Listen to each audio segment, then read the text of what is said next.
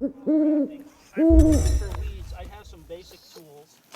I saw somebody with Michael Moore's book. If you like herbs and you live in the Pacific Northwest, then you need this book. My only gripe with this is that it didn't put the color photographs with the plants themselves, with the pages, but he has some really good illustrations, some really good black and white lines on it. But this is an excellent book for the herbs that grow around here. And any kind of field guide for herbs. I happen to like the Smithsonian Handbook because it's got lots of pretty pictures.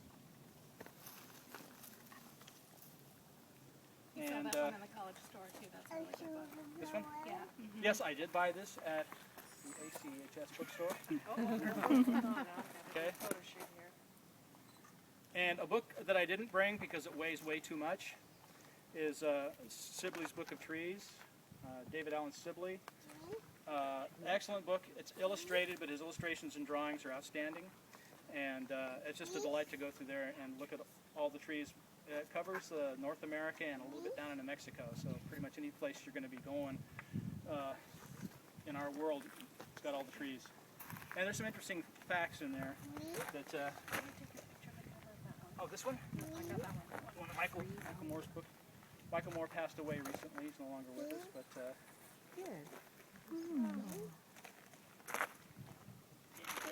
Let's see. So when I go wildcrafting, I like these gimme bags that you get at conferences, and I think they're really great.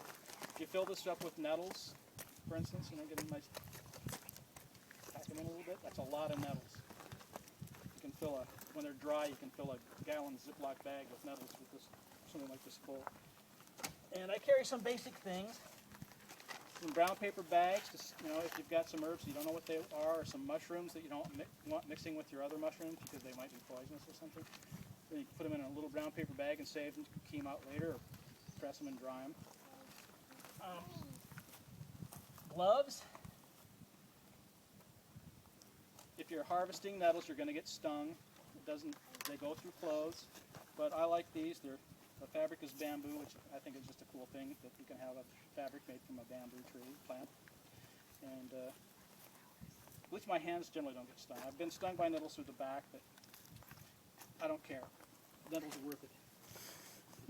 The compass is good if you're going into an area where you're not sure. I got lost on Mount Hood last year for about 20 minutes or a half an hour. That's scary. And I was in the middle of the woods, and I looked around. My friends were looking for mushrooms over here somewhere, and I suddenly realized I had no idea where I was at all.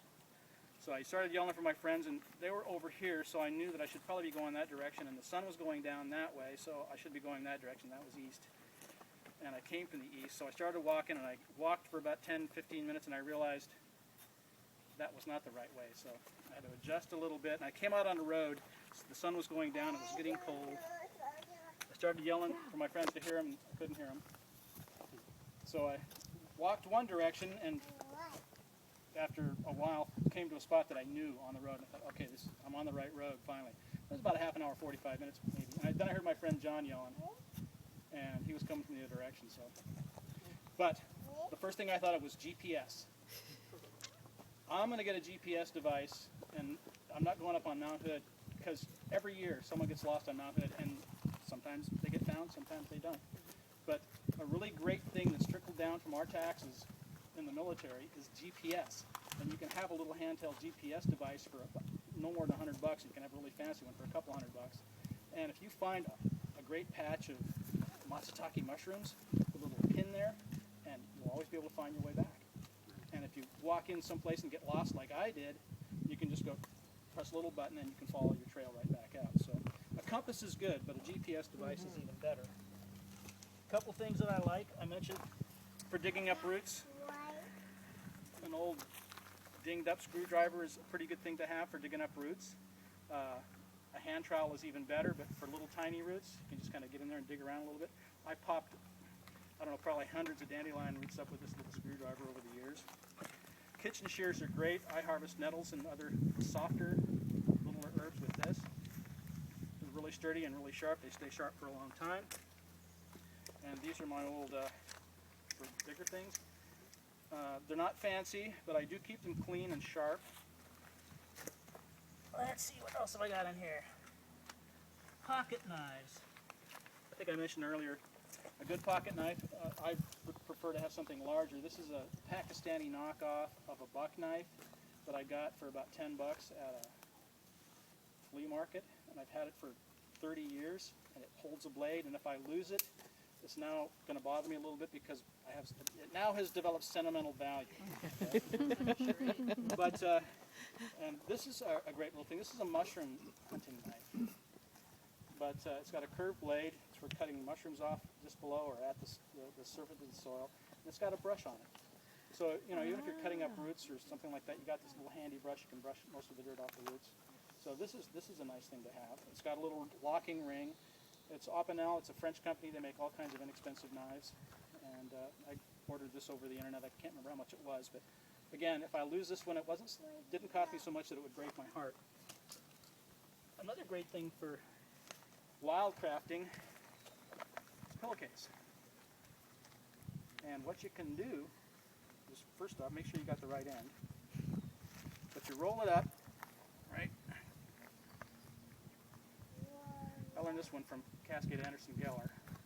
I never thought to use a pillowcase, but once she told me it made sense. You can roll it way up and safety pin it to the front of you, right?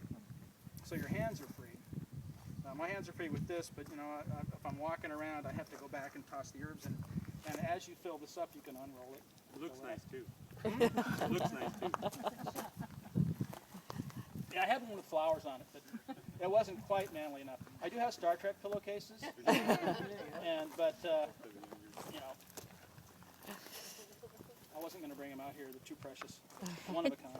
It's very much like the sheet technique we use at our summer school in Greece. We have the way the French women tie it to harvest the lavender. We do the same thing, and it's very cool. It creates this whole kind of like a pouch where you can put all your bounty. Yeah. I always bring water and snacks, power bars. If you get out here and you might end up spending a little more time than you think, or you spend a little bit more energy, and you start getting tired. An apple or an orange or a power bar. My friend Jonathan brings all kinds of food because he knows I get cranky if I don't eat, and he doesn't want to be around me, so he always makes sure that he feeds me. So, your mouth gets dry when you talk a lot. And hats. A hat. Boots that are broken in. Don't ever go out for a really long expedition with brand new boots, even though if you want to try them out. Make sure they're broken in. I made the mistake of going up and climbing all over Mount Hood with brand new boots. Feet were blistered when I got back. Let's see.